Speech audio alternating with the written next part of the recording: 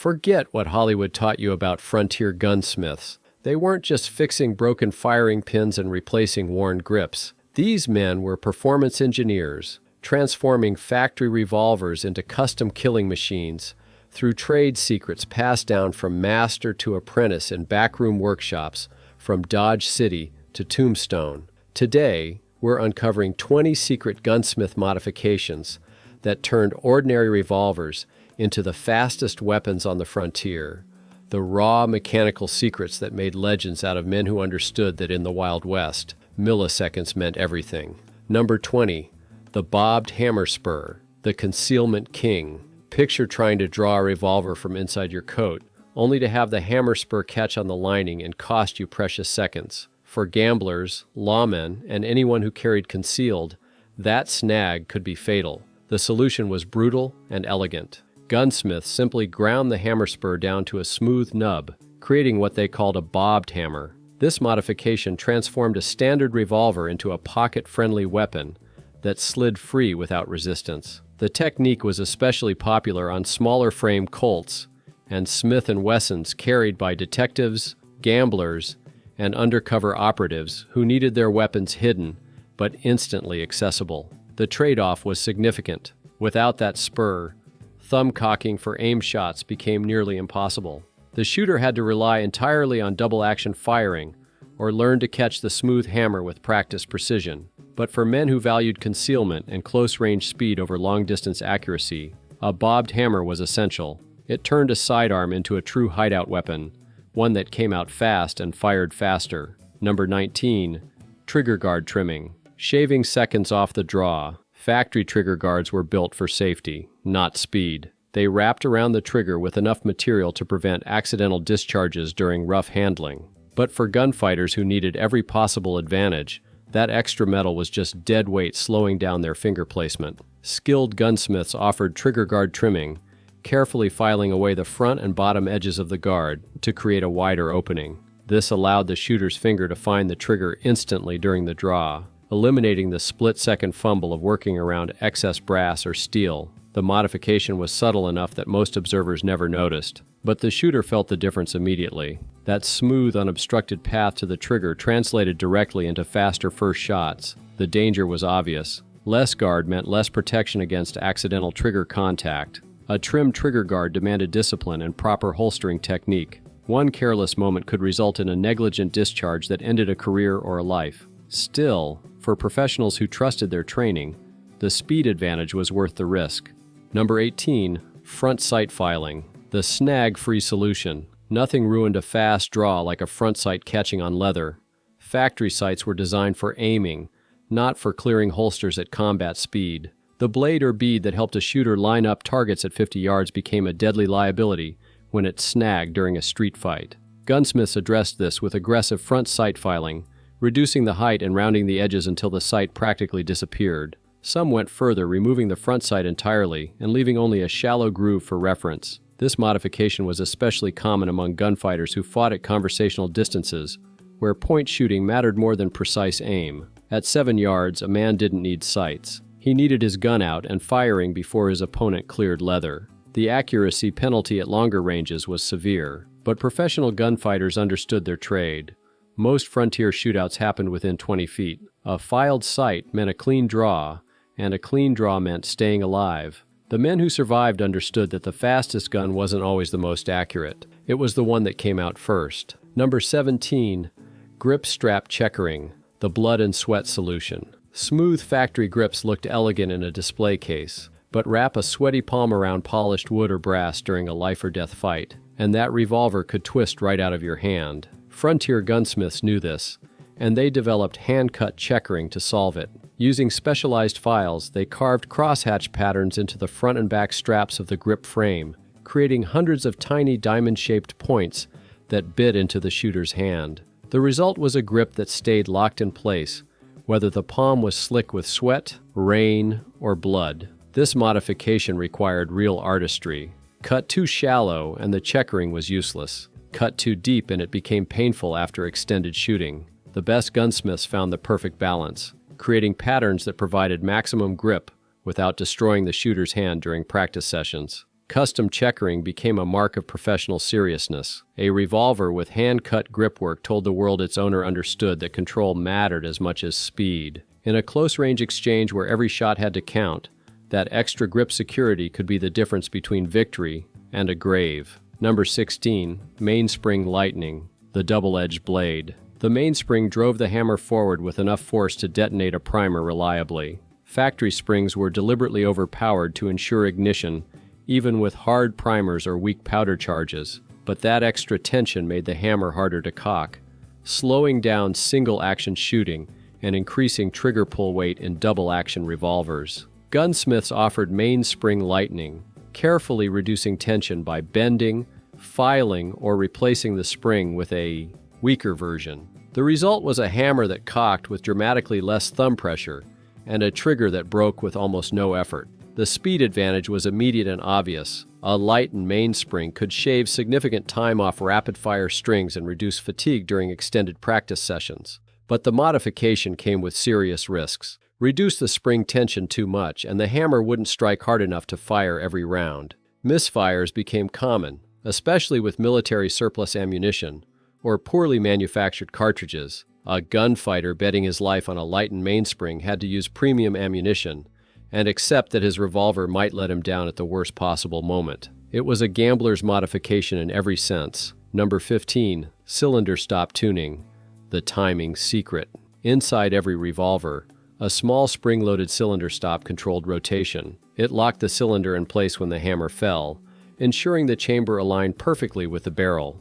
Factory timing was set conservatively, with the stop engaging early and firmly to prevent any possibility of misalignment. But early engagement meant the cylinder stopped hard, requiring extra force to rotate. Gunsmiths discovered that careful adjustment of cylinder stop timing could produce remarkably smoother action. By tuning the stop to engage at precisely the right moment, neither too early nor too late, they reduced friction and allowed the cylinder to spin with almost no resistance. This modification demanded expert knowledge of revolver mechanics. Mistiming the stop even slightly could cause the cylinder to over-rotate, resulting in rounds firing into the forcing cone or completely missing the barrel. The consequences ranged from destroyed accuracy to catastrophic failure. But in the hands of a master gunsmith, cylinder stop tuning transformed the feel of a revolver. The action became butter smooth, with each trigger pull cycling the mechanism with effortless precision. For shooters who relied on double-action fire, this invisible modification delivered speed that factory revolvers simply couldn't match. Number 14. Trigger shoe widening, the finger-friendly upgrade. Standard revolver triggers were narrow blades designed to fit inside compact trigger guards. They worked well enough for deliberate aim fire, but in rapid shooting, that thin edge concentrated all the pressure on a small section of the trigger finger, causing discomfort and slowing follow-up shots. Gunsmiths addressed this with trigger shoes, wider platforms that attached over the existing trigger blade. These provided a broader, more comfortable surface for the finger, distributing pressure evenly and allowing for smoother, faster trigger manipulation. The modification was simple to install and immediately effective. Shooters reported faster, double-action strings and less finger fatigue during extended practice. The wider trigger also helped with trigger control,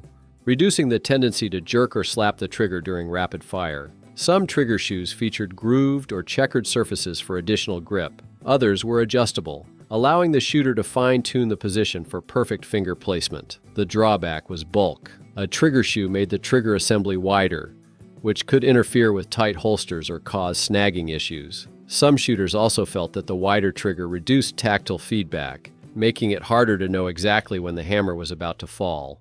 But for raw speed, the trigger shoe was a proven winner. Number 13. Loading gate chamfering, the rapid reload modification. In a prolonged gunfight, reloading speed could matter as much as draw speed. Single-action revolvers loaded through a side gate, a small spring-loaded port that allowed cartridges to be inserted one at a time. Factory gates were functional but crude, with sharp edges that caught on brass casings and slowed the process. Gunsmiths improved this with loading gate chamfering, carefully beveling the edges of the loading port to create a smooth, funnel-like entry. Cartridges practically guided themselves into the chambers, cutting reloading time significantly. The modification also included smoothing and polishing the interior surfaces of the loading port, reducing friction, and preventing the brass hang-ups that could leave a shooter fumbling with a half-loaded revolver while his opponent took careful aim. Professional gunfighters practiced reloading until it became automatic, and chamfered loading gates made that practice more effective.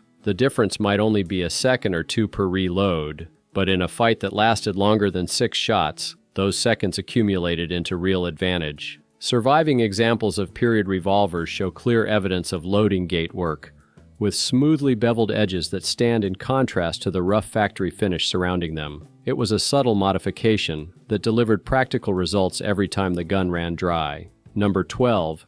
Ejector rod shortening, the clearance solution. Colt single-action revolvers used an ejector rod housed beneath the barrel to push spent casings from the cylinder. Factory rods were long enough to fully eject cases from the chambers, ensuring empty brass cleared the gun completely. But that length created problems. On shorter-barreled models, the ejector rod extended nearly to the muzzle, adding weight to the front of the revolver and creating a potential snag point during the draw. The rod housing could catch on holster leather or clothing, costing critical time when speed mattered most. Gunsmiths offered ejector rod shortening, trimming the rod and its housing to reduce length, while maintaining enough travel to start cases moving. The shooter completed ejection with a quick shake of the cylinder, flicking the loose brass clear. This modification was especially popular on revolvers with 4 3/4-inch or shorter barrels. The reduced length improved balance, eliminated snag potential, and gave the revolver a cleaner profile. The trade-off was convenience. A shortened ejector rod meant manual intervention during reloading, adding an extra step to the process. But for shooters who prioritized the draw over the reload, shorter was faster. And on the frontier, faster was better. Number 11. Grip frame contouring, the personal touch. Every hand is different. Factory grip frames were designed to fit the average shooter reasonably well, which meant they fit almost no one perfectly. A grip that was too large caused control problems. Too small and the revolver twisted during recoil. Either way, speed suffered. Master gunsmiths offered grip frame contouring, reshaping the metal grip straps to match an individual shooter's hand exactly. They adjusted finger groove depth, palm swell contour, and overall circumference until the revolver felt like a natural extension of the arm. This wasn't simple grip panel replacement. It was permanent modification of the grip frame itself, removing metal that could never be replaced. The gunsmith worked with files and stones, constantly checking the fit against the shooter's hand until perfection was achieved. The result was a revolver that pointed instinctively and returned to the same position after every shot. Natural pointing meant faster acquisition. Consistent grip meant tighter groups during rapid fire. Legendary shooters understood that grip fit was fundamental to speed. A revolver that required conscious adjustment on the draw was a revolver that would get its owner killed. Custom grip contouring eliminated that variable, creating weapons that moved as fast as their owner's reflexes allowed. Number 10. Cylinder throat reaming, the accuracy accelerator. Here's a modification that seems counterintuitive. How does improving accuracy make a revolver faster? Because missed shots require follow-ups, and follow-up shots take time. A revolver that put the first round on target ended fights faster than one that required corrections. Cylinder throat reaming addressed a common factory flaw. The throats of revolver chambers, the areas where the bullet transitioned from cartridge case to bore, were often undersized or inconsistent. Bullets were squeezed or deformed, destroying accuracy. Gunsmiths used precision reamers to open each throat to exactly the correct diameter, matching the barrel's groove dimensions and ensuring uniform bullet release. The result was dramatically improved accuracy without any other changes to the weapon. For gunfighters, this meant first-round hits at distances where factory revolvers scattered shots unpredictably. A reamed cylinder turned a minute-of-man revolver into a weapon that could put rounds into playing cards at 15 yards. The modification required specialized tools and expert knowledge. Ream too large and you damaged case support, inviting dangerous pressure issues. But done correctly, cylinder throat. Reaming delivered a performance improvement that matched or exceeded any speed modification, because the fastest gun on the frontier was always the one that hit what it aimed at. Number 9. Cylinder fluting. weight reduction engineering. The cylinder was the heaviest component of any revolver. All that steel rotating with every shot added momentum that slowed double-action cycling and required extra force to control. Gunsmiths discovered they could address this with cylinder fluting, cutting lengthwise grooves into the cylinder walls to remove material. The modification reduced cylinder weight significantly while maintaining structural strength. The flutes acted like I-beams, preserving rigidity while eliminating mass. The lighter cylinder spun faster, cycled with less trigger effort, and recovered more quickly between shots. This wasn't a common frontier modification because it required specialized equipment. Most gunsmiths lacked the machinery to cut precise flutes without weakening the cylinder, but the major manufacturers, particularly Smith and Wesson, began offering factory-fluted cylinders on some models, and shooters quickly recognized the advantage. A fluted cylinder also ran cooler during extended shooting. The grooves increased surface area, allowing heat to dissipate more quickly. For shooters who practiced seriously, that meant more rounds before the cylinder became uncomfortably hot. The modification's main drawback was aesthetic preference. Some shooters felt the fluted cylinder looked fragile compared to the solid factory version. But performance spoke louder than appearance, and those who tried fluted cylinders rarely went back. Number 8. Hammer knurling. Grip for the thumb. Single-action revolvers required thumb cocking between shots. The shooter's thumb pressed against the hammer spur, pulling it rearward until it locked. Factory hammer spurs were often smooth, or only lightly textured, which worked fine for deliberate shooting. But in rapid fire, a sweaty thumb could slip, costing time and ruining the rhythm. Gunsmiths added hammer knurling, cutting aggressive crosshatch patterns into the spur surface. Those tiny raised diamonds provided positive grip regardless of conditions, allowing the thumb to cock the hammer with complete confidence. The modification was quick and inexpensive, but delivered immediate results. Shooters reported faster split times and fewer missed cocking strokes during practice sessions. The knurled spur simply worked better under pressure. Some gunsmiths went further, reshaping the hammer spur itself. They lowered it for faster thumb contact, widened it for a better purchase area, or curved it to match the natural arc of the shooter's thumb motion. Combined with knurling, these modifications created a hammer spur optimized for speed rather than factory economy. The only drawback was potential holster wear. Aggressive knurling could chew through leather over time, but most shooters considered that acceptable. Holsters were replaceable.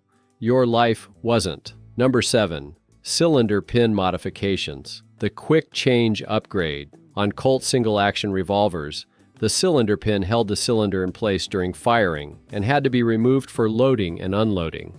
Factory pins were retained by a screw that required a complete revolution to release, a time-consuming process during reloads. Gunsmiths developed several modifications to speed this up. Some replaced the screw with a spring-loaded detent that released with simple forward pressure. Others shortened the pin and reconfigured the retention system for one-quarter turn release. The most aggressive modification was the completely captive pin system, where the pin stayed attached to the frame and simply slid forward to release the cylinder. No turning, no parts to manage, just push and swap. These modifications dramatically reduced cylinder swap time for shooters who carried spare cylinders instead of loose ammunition. In theory, swapping a preloaded cylinder was faster than feeding rounds through the loading gate one at a time. The trade-off was reliability. Factory retention systems were over-engineered because a cylinder pin that backed out during firing was catastrophic. Modified systems traded some security for speed. A gunfighter with a modified cylinder pin had to trust the system implicitly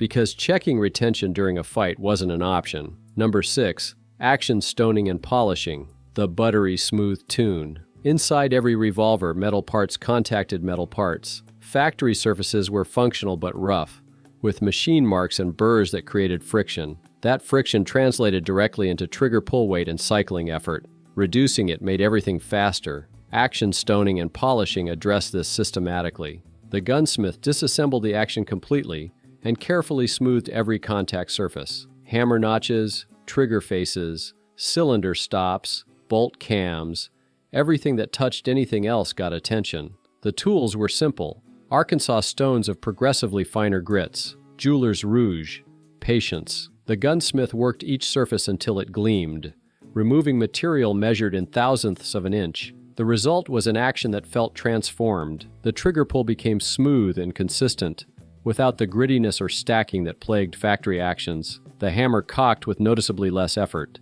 The cylinder rotated as though on bearings. This modification required genuine expertise. Remove too much material from the wrong surface, and you created dangerous engagement problems. Timing issues could cause the hammer to follow down, or the cylinder to over-rotate. Only a skilled gunsmith understood which surfaces to polish and which to leave alone. But in proper hands, action stoning delivered perhaps the most noticeable improvement of any single modification. A properly stoned action felt like precision machinery, and that smoothness translated directly into speed. Number 5.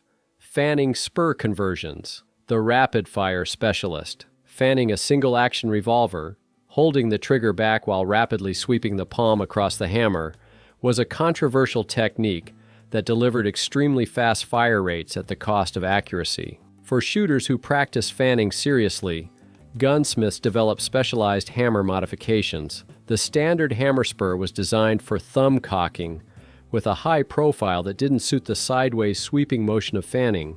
Fanning spurs were wider, lower, and sometimes curved backward to catch the palm more efficiently. Some were checkered or serrated for positive contact. Others were polished smooth to prevent skin damage during extended practice. The modification often included mainspring lightening to reduce the resistance the fanning palm had to overcome. Combined with action polishing, this created a revolver that could empty its cylinder in under 2 seconds. But fanning remained a trick more than a fighting technique. The rapid fire spread shots unpredictably, making hits beyond arm's length largely accidental. The technique also caused excessive wear on the revolver's internals and was extremely hard on the shooter's hand. Still, for exhibition shooters and performers who made their living demonstrating speed, fanning modifications were essential tools of the trade. And occasionally, in close-quarters emergencies, where volume of fire mattered more than precision, a fanning-modified revolver could lay down suppressive fire that no aimed shooting could match. Number 4.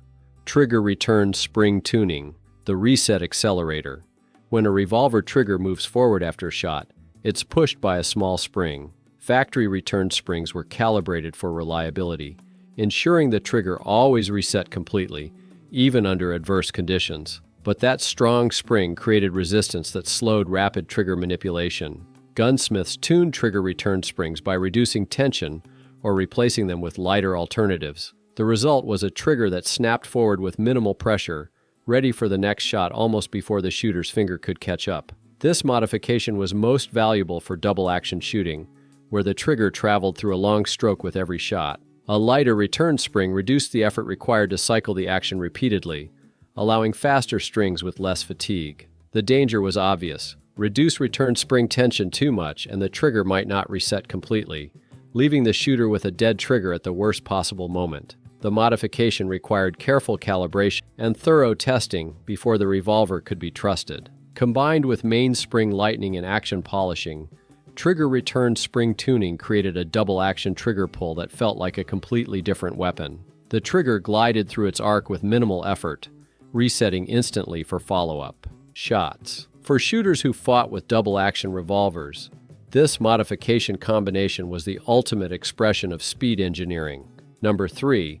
Loading lever removal. The balance solution. Before metallic cartridges revolutionized firearms, revolvers used percussion caps and loose powder. They required a loading lever mounted beneath the barrel to ram lead balls into the chambers. This lever added weight, complexity, and a potential snag point that offered no benefit once the gun was loaded. Gunfighters discovered that removing the loading lever entirely transformed the handling of percussion revolvers. The reduction in weight improved balance and made the gun faster to draw and easier to control. Without the lever housing snagging on clothing or leather, the revolver cleared the holster cleanly. The modification was simple but permanent. Most shooters carried a separate loading tool or used the edge of a table to seat balls when reloading. In a fight, no one reloaded a percussion revolver anyway. You either won with 6 shots or you didn't win at all. Historical photographs show numerous period revolvers with empty slots where the loading lever should be. The modification was so common that it became almost standard among professionals who carried cap and ball weapons. When cartridge revolvers arrived in the 1870s, the loading lever disappeared by design. But for the decades before, its removal represented one of the simplest and most effective speed modifications available. It cost nothing, required minimal tools, and delivered immediate improvement. Sometimes the best modification was simply getting rid of what you didn't need. Number 2, hair trigger conversions. The featherweight touch. A standard revolver trigger required several pounds of pressure to release the hammer. This was a safety measure, ensuring the gun wouldn't fire from minor bumps or careless finger placement. But for shooters who prioritized speed over safety, that resistance was an obstacle to be eliminated. Hair trigger conversion reduced pull weight to mere ounces. The gunsmith carefully adjusted the sear engagement, reducing the contact area between hammer notch and trigger until only a tiny surface held the hammer back. A breath of pressure released it. The most extreme version was the set trigger, a two-stage mechanism where a preliminary trigger set the main trigger to an almost imperceptible release weight. One pull to set, then a touch to fire. Hunters used set triggers for precision shots. Gunfighters adapted them for speed. The speed advantage was real. Less pressure meant less time and less motion. A hair trigger broke so quickly the shot seemed to fire by thought alone. For shooters with perfect trigger discipline, the modification delivered measurable improvement. But the risks were severe. A hair trigger could discharge from jolts, drops, or anything that jarred the action. Horses stumbled, men tripped, holstering a cocked hair trigger. Revolver was genuinely dangerous. This modification demanded absolute professionalism, because the slightest carelessness could result in a negligent discharge that killed an innocent person or the shooter himself. Hair triggers represented the extreme end of speed modification. They offered undeniable advantages in the hands of experts, but turned revolvers into hazards for anyone else. The line between fast and reckless was measured in ounces of trigger pressure. Number 1, the full gunfighter's tune, the complete package. The deadliest revolver modification wasn't a single change. It was the complete transformation that combined every speed secret into one unified package. Master gunsmiths offered this service to professional shooters who needed every possible advantage and could afford to pay for perfection. The full gunfighter's tune started with action work. Every internal surface was stoned and polished until the mechanism cycled with almost no friction. Springs were tuned for optimal balance between reliability and ease of operation. Timing was adjusted to perfection. Then came the external modifications. Trigger guard trimmed, trigger shoe installed, hammer spur reshaped, lowered and knurled, front sight filed, loading gate chamfered, cylinder throats reamed for accuracy. The grip frame received custom contouring to match the shooter's hand exactly. Checkering was cut into the straps. Every surface was prepared for the specific way its owner fought. Finally, the revolver was tested extensively. Hundreds of rounds through the action to verify reliability. Draw after draw from the shooter's personal holster to check clearance. Accuracy testing at combat ranges. Only after proving itself completely was the weapon returned to its owner. A fully tuned revolver represented the state of the art in frontier firearms technology. It was lighter, smoother, faster, and more accurate than anything that left the factory floor. It was also deeply personal, configured for one shooter's hands, reflexes, and fighting style. These revolvers weren't common. The work required a master gunsmith and substantial investment, but for men whose lives depended on their sidearms, the expense was irrelevant. A full gunfighter's tune represented the absolute pinnacle of what could be achieved with 1800s revolver technology, the combination of art and engineering that defined survival on the American frontier. 20 modifications from simple to extreme, each one answering the same question. How do you make a revolver faster? These weren't factory options or catalog accessories. They were trade secrets developed by craftsmen who understood that the difference between life and death might be measured in fractions of a second. The frontier gunsmiths who perfected these techniques weren't just repairmen. They were performance specialists, precision engineers working with hand tools and hard-won knowledge. Their modifications represented the cutting edge of personal weapons technology, innovations that wouldn't be matched until the semi-automatic pistols of the 20th century. Some of these modifications were subtle, others were dangerous. All of them worked, and together, They transformed factory revolvers into the legendary weapons we still remember today. Hollywood shows you the gunfight. Now you've seen what made the guns.